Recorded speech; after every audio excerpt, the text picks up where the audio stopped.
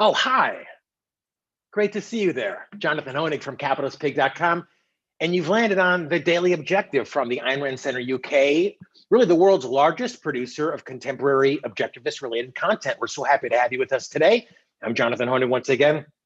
This is the Ayn Rand Center UK. We are students of objectivism, not only, I'm told, in jolly old England, where our enterprise is based, truly from around the globe. And it's so great to see so many of our members, our YouTube members, our Ayn Rand Center UK subscribers, which I want to talk about and thank always, and new people in the chat as well. So that's a great place for you to interact with me, interact with the program, the super chats. They keep us functioning, they keep us on the air with great content literally every day. We'll talk a bit about that, but we want to get into today's program right now. So go ahead and tell your friends, tweet this out, and let's get on the show. Let's get the show on the road here.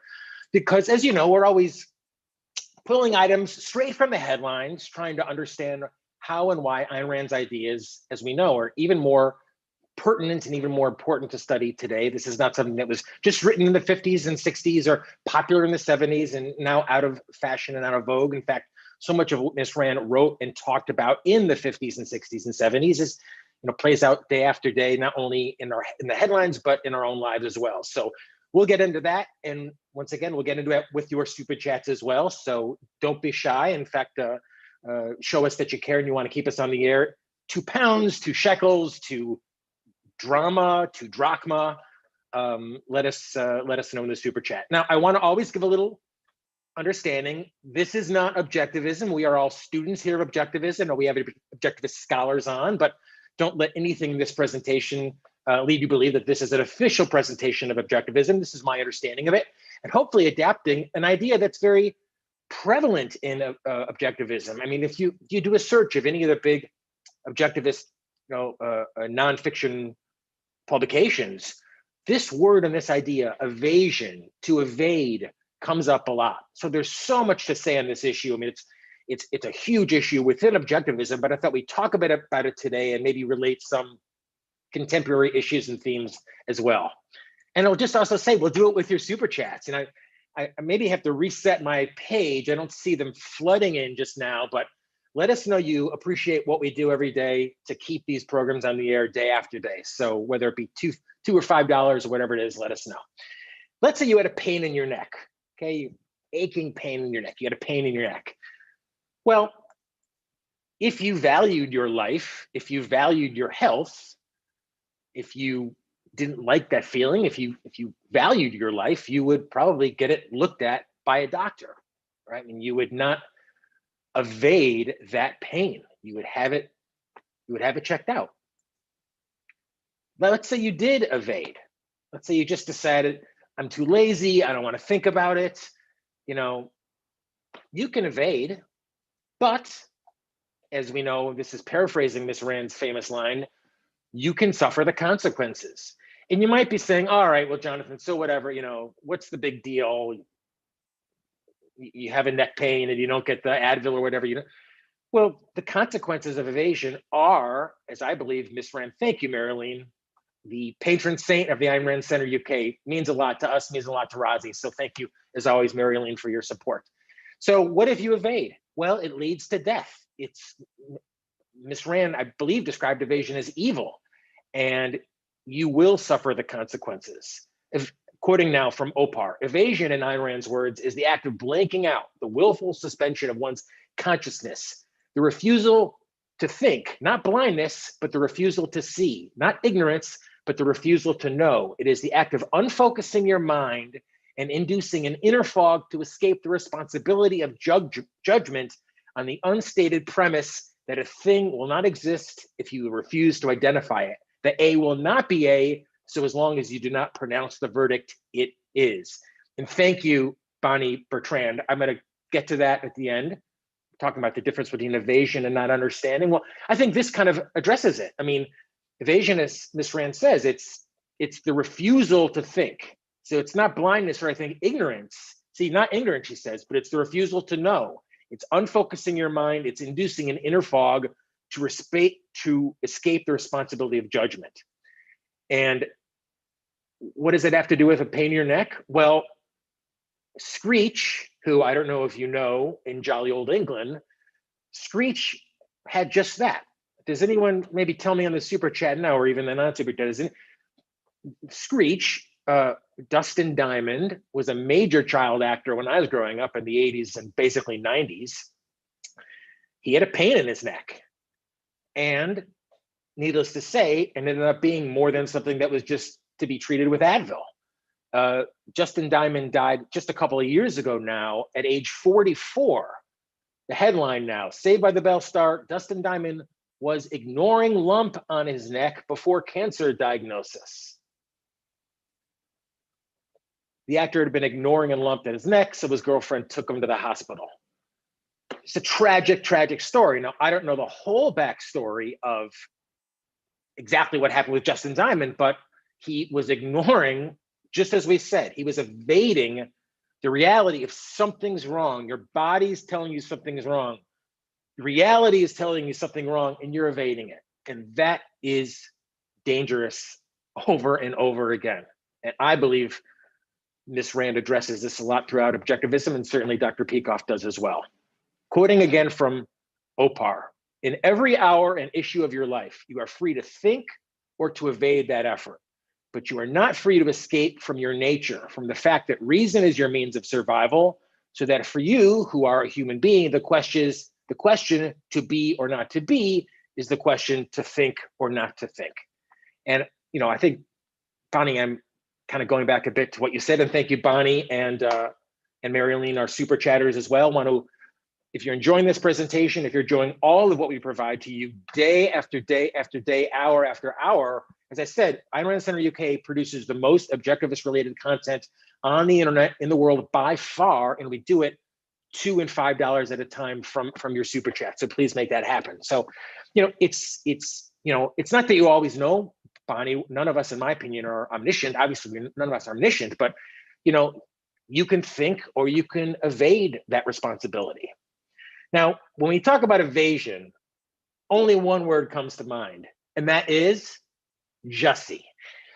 We covered Jussie extensively on this network. In fact, I believe we were cited by our Jussie, let's just say our Jussie coverage was among the most successful for so many reasons. I mean, the Jussie story was amazing.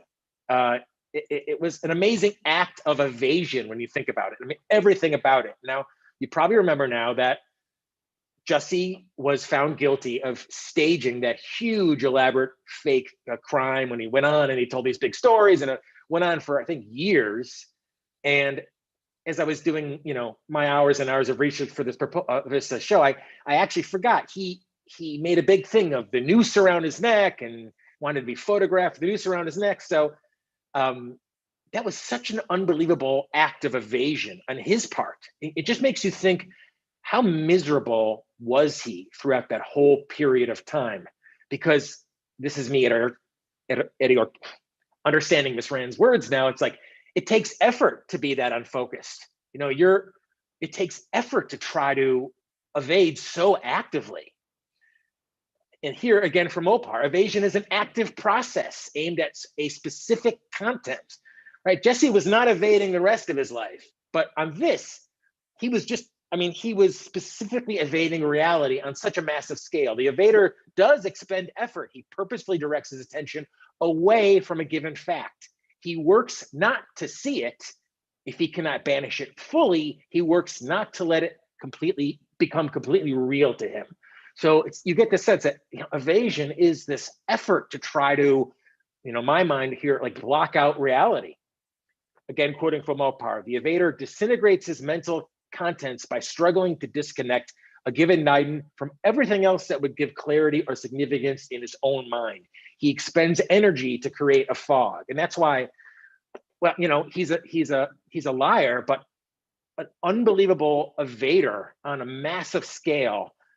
The effort to go into this and keep that going. Now, many people on the so-called right point that out as just being the height of ignorance and how foolish is the left. And,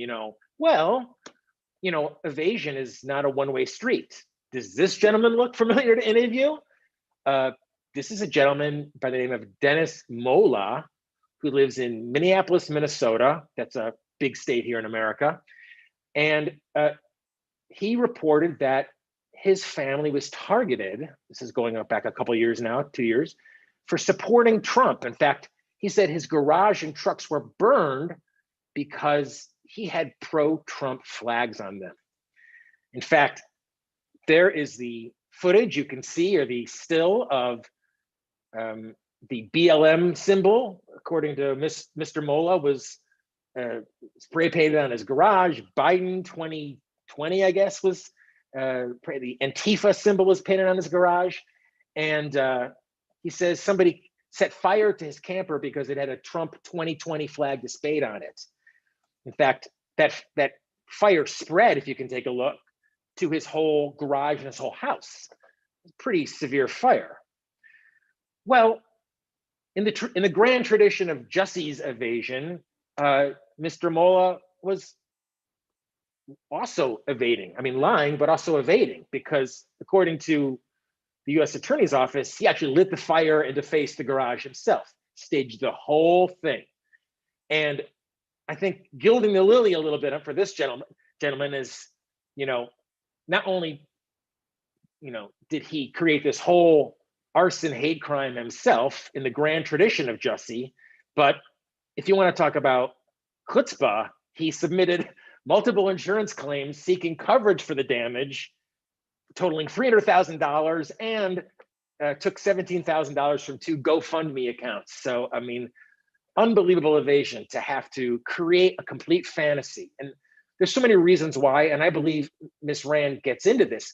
Now, look, he wanted that insurance money.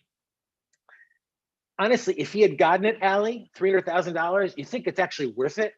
I mean, the amount of unbelievable energy it goes into having to fake reality, to having to lie like that. You think that's worth $300,000? That's not worth $3 million. I mean, it is exhausting just thinking about it. I mean, it is a life of, evading reality. It's such a bad move. Always, I think, in my opinion, that's what kind of Rand gets at. But, needless to say, this was massive evasion. He got, of course, found out, and no good could come of it. No good could come of it. The process of evasion is profoundly destructive. Again, quoting Dr. Peikoff from OPAR. Epistemologically, it invalidates a mental process. Morally, it is the essence of evil. According to objectivism, evasion is the vice that underlies all other vices. And I think that's it. I mean, again, this is me editorializing now. Objectivism is certainly not always right. I don't think objectivists that I know, or I'm certainly not a Dr. Spock who is always right and always rational and living and stuff.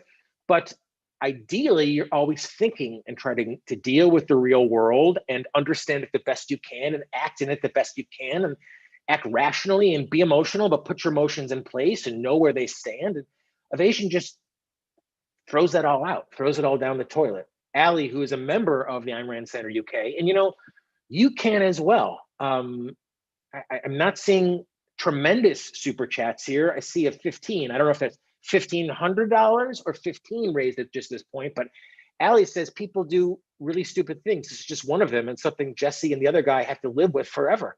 Well, it was stupid, but why was it stupid? I mean, it was stupid because you go in knowing, well, I'm going to just have to evade reality. It just and the bigger the evasion, the more outlandish. And by the time you get to the guy who says, I'm going to torch my own house, write a BLM. I mean, it's so sad and pathetic on every level. I mean, there's a whole second-handedness about it too. Well, let's go to politics, because there's certainly evasion everywhere there as well.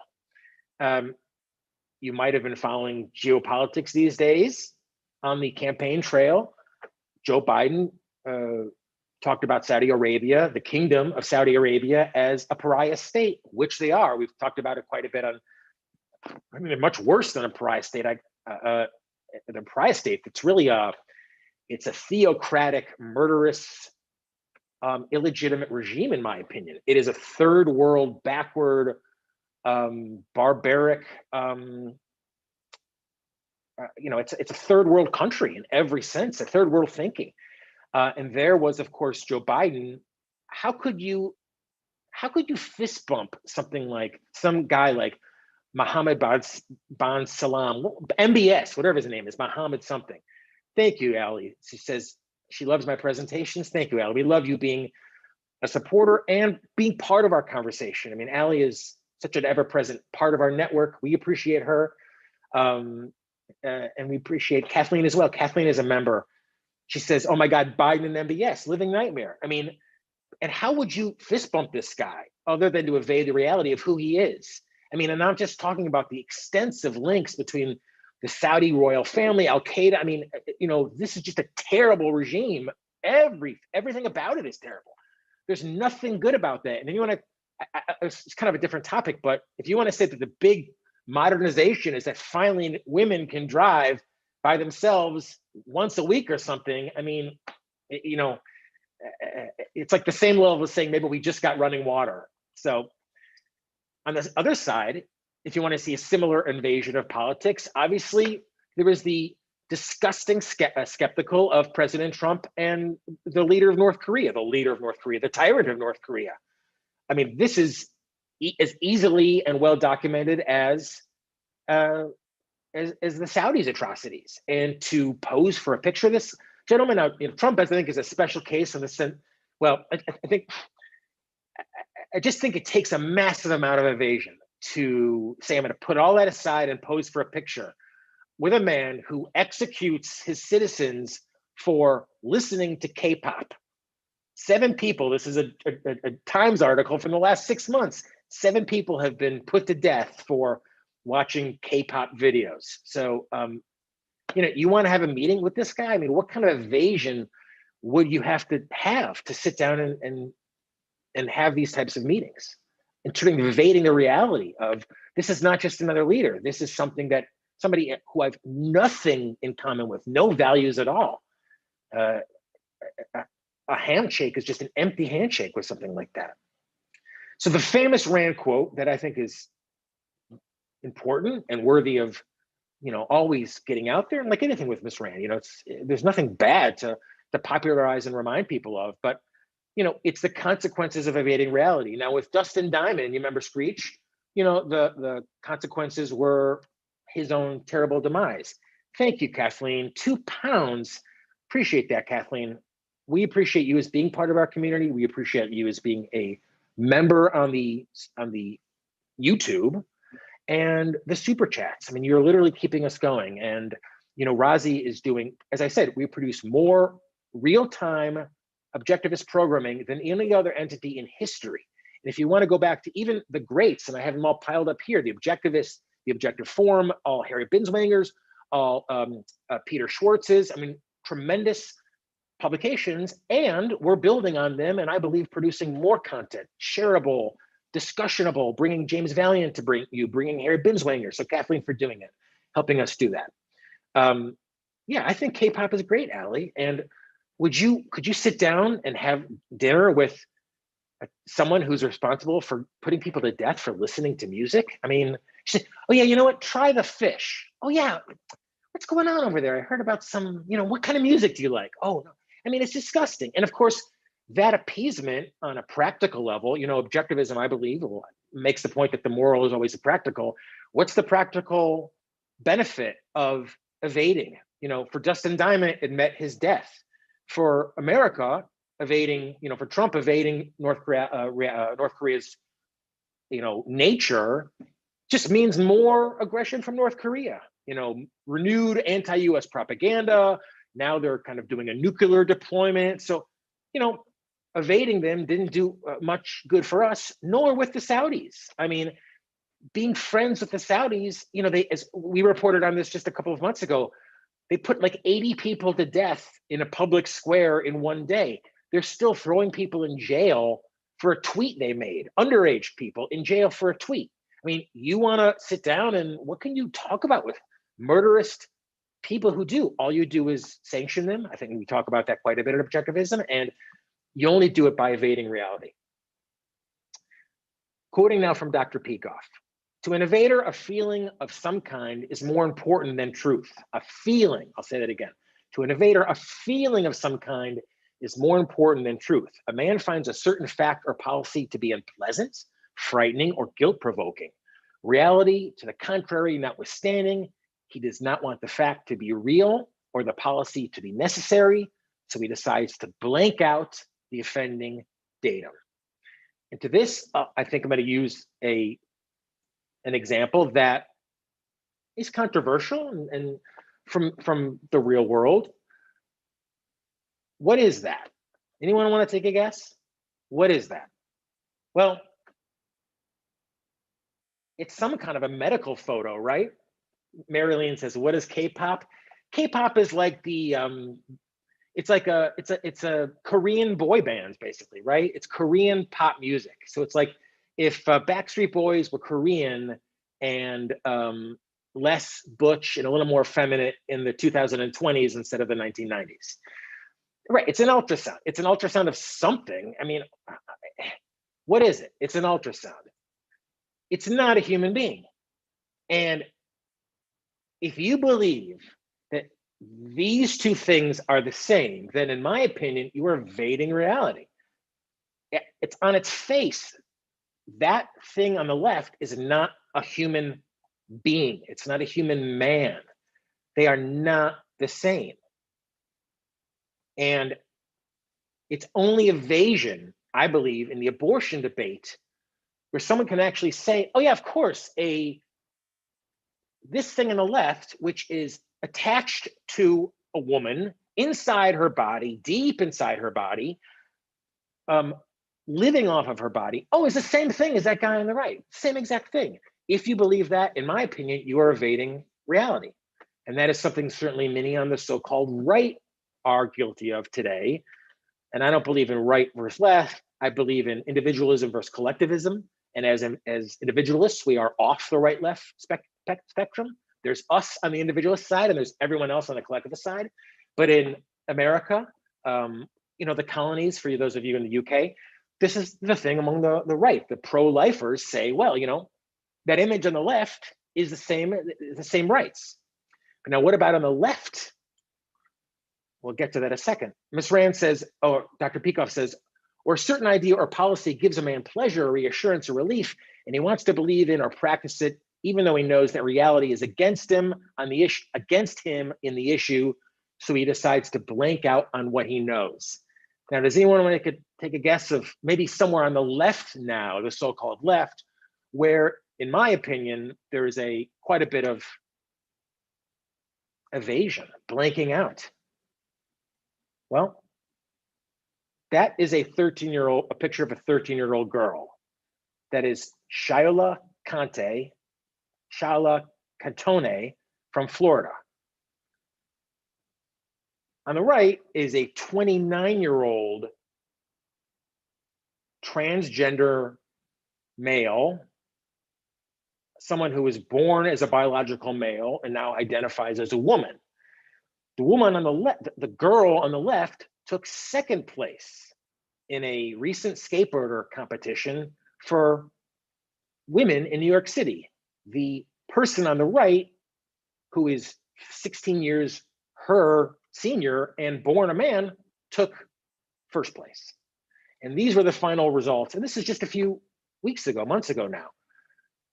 Ricci Tees, age 29, placed first in the women's final results in a skateboarding competition, and a bunch of girls age 13, 16, 10, one was 28, placed below her. And many on the left would have you, I believe, evade this. Again, this is me editorializing now, evade reality, that there are differences between a man and a woman, that there are differences. They would like you to think those differences don't exist. I think they do. And I think to evade them, it doesn't mean that I'm not commenting on anyone's life choices. I'm coming on metaphysical reality and respecting the facts as they are, as they presented to be, and not as what we want to be. That is evasion, going on feelings, going on wishes. And Rand's money quote on that is, Both men, meaning both of these examples, are men who place an I wish above an it is. I mean, again, it's always, Rand has so many mic drops. Robin asked, is that evasion or just a war on concepts? That is a question that I'd love to pose to one of our resident philosophers, Greg Salmieri. I think, to my mind, it's like both. To me, it always seems to start with evasion. It's why, in my mind, Miss Rand, again, my understanding now is why it's that seemingly cardinal sin is because it all starts with you not thinking. It all starts with you, it's garbage in, garbage out. If you're evading reality, your concepts in reality are going to be shit. So to place that I wish above it is evasion. Now, a lot of this today, as you saw, was taken from Dr. Peikoff's Objectivism, the Philosophy of Ayn Rand, which is just gold. If you're interested in learning about objectivism, use us as a springboard to read Ayn Rand. I am tired of engaging with people lecturing me about Ayn Rand who've not read Ayn Rand. Her work is available for free or near to it. There's objectivist books for free, objectivist books for students. There's Ayn Rand Center UK, there's Ayn Rand Institute. Avail yourself to all of the great material by objectivists like Dr. Peikoff and Miss Rand that has been written, and support what we're doing here because we're trying to spread these ideas. Ayn Rand's philosophy, objectivism, begins by embracing the basic fact that existence exists, reality is, and in the quest to live, we must discover reality's nature and learn to act successfully in it. This is from the Ayn Rand Institute. To exist is to be something, to possess a specific identity. This is the law of identity. A is A, facts are facts, independent of any consciousness. No amount of passionate wishing, desperate longing, or hopeful pleading can alter the facts, nor will ignoring or evading the facts erase them. The facts remain immutable. And that's what we're trying always to pursue here, the facts on rational philosophy and applying it to our lives, applying to every element of our lives and living better lives as a result of it. So you're helping us make that possible. Thank you for supporting what we're doing here at the Ayn Rand Center UK. The super chatters, you're awesome. That means good here in America. And the members, you are gold. And more than just being gold, you get access to all the private events that we do here at the Ayn Rand Center UK. Live meetups in Europe and around the world, special backstage passes, you know what I'm saying, to meet Dr. Binswanger, to meet James Valiant, to go one-on-one with Don Watkins and so many other stars of the Ayn Rand Center UK. So we need to keep the support coming, both in terms of subscriptions and in terms of the super chat. So I'm gonna let you know what's coming up today on the channel, because at 10 p.m. UK time, another great show. It's The Cutting Edge with Lee Pearson and special guest James Elias on inducing induction, 2 hierarchies of knowledge.